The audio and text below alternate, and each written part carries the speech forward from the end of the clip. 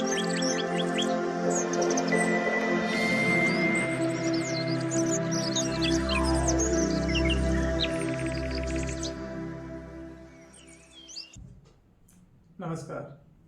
जिस तरह से एक हरे भरे पेड़ को देखकर हमें समझ में आ जाती है कि इसका जड़ कितना मजबूत होगा।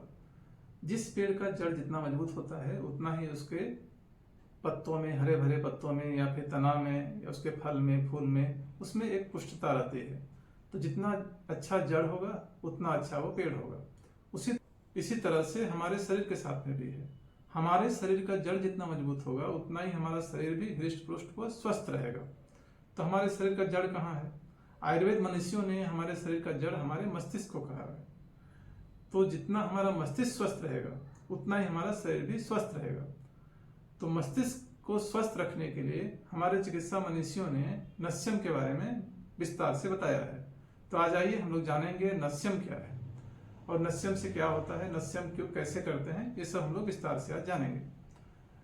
जैसा कि आप जानते हैं कि आयुर्वेद भारत की प्राचीनतम चिकित्सा पद्धति है, जिसमें हम लोग आयुर्वेदिक औषधियों का सेवन करते हैं तथा जीवन में जो आहार विहार का पालन करते हुए अपने शरीर को स्वस्थ रखते हैं।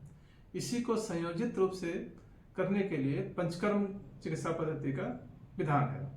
पंचकर्म का ही एक प्रक्रिया है जिसे हम लोग नस्यम कहते हैं।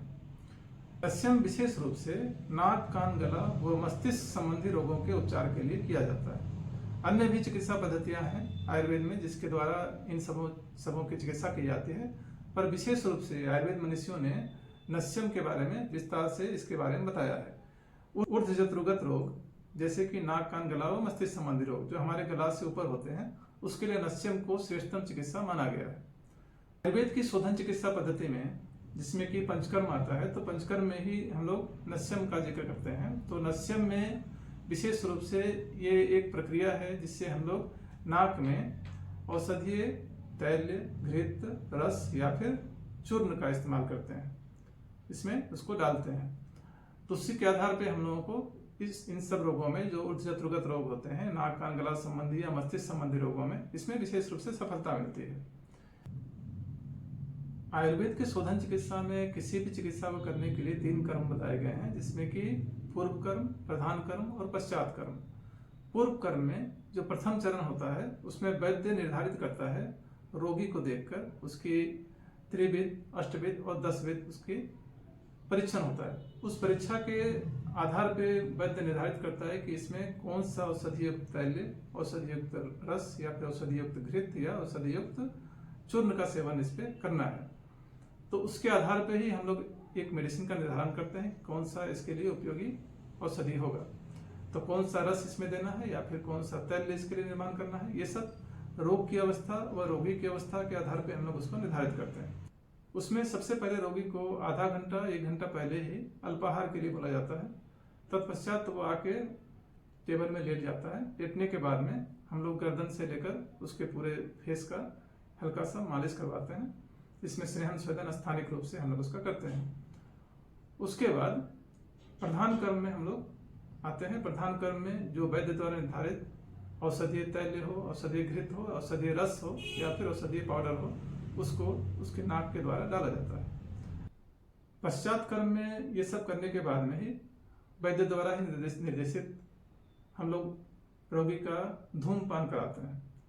धूमपान के बारे में यहाँ पे बता दूं कि धूमपान धूम्रपान नहीं है।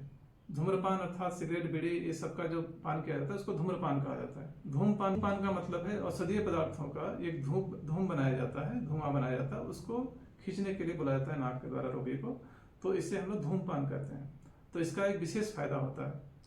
तो इससे क्या होता है कि जो भी हम लोग औषधि जो नाक के द्वारा दिए हुए हैं, क्योंकि हम लोगों को काम करना है नाक, कान, गला और मस्तिष्क संबंधी रोगों के लिए, क्योंकि ऊर्ध्वजत्रुगत रोगों के लिए नस्यम का जिक्र है। आयुर्वेद शास्त्रों में कहा गया है कि नासा ही शीर्षो द्वारम, मतलब नाक ही सिर का द्वार है।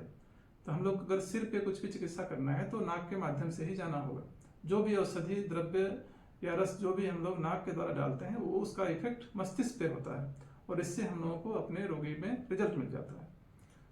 नाक में डालने के बाद में कुछ देर के बाद में रोगी को उठने के लिए बोला जाता है उसके बाद हम लोग पश्चात कर्म में उसे गर्म पानी से कुल्ला करने के लिए बोलते हैं, और फिर उस समय में कुछ समय के लिए हम लोग उसे बोलने, हंसने या छींकने के लिए मना करते हैं। इस तरह से ये प्रोसीजर करीब करीब आधा घंटा से लेकर 45 मिनट में कंप्लीट होता है। इस प्रोसीजर के दौरान किसी प्रकार का नुकसान होने की अभी तक तो मैंने तो नहीं देखा है और न सुना है। फिर भी कभी कभी कुछ जलन वगैरह का अगर समस्या हो तो कुछ देर बाद ये स्वतः ही चला जाता है। तो अगर साइड इफेक्ट के रूप में अगर देखना चाहेंगे तो यही एक साइड इफेक्ट होगा कि आप जब तैल का या घृत का कुछ उसमें जब डाल रहे हैं तो उसमें हल्का फुल्का जलन का सिम्टम आता है, तो कभी कभी कुछ देर बाद ही अपने आप वो स्वतः ही ठीक हो जाता है। अब नस्यम से फायदा क्या क्या होता है?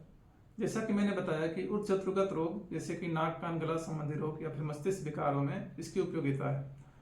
तो इससे नाक कान और गला संबंधी किसी भी तरह का इन्फेक्शन हो, स्पाइटिस साइनसाइटिस जैसे रोगों के लिए उपयोगी है। गला संबंधी रोगों के लिए किसी भी तरह का इन्फेक्शन हुआ है तो उसमें ये काम करता है।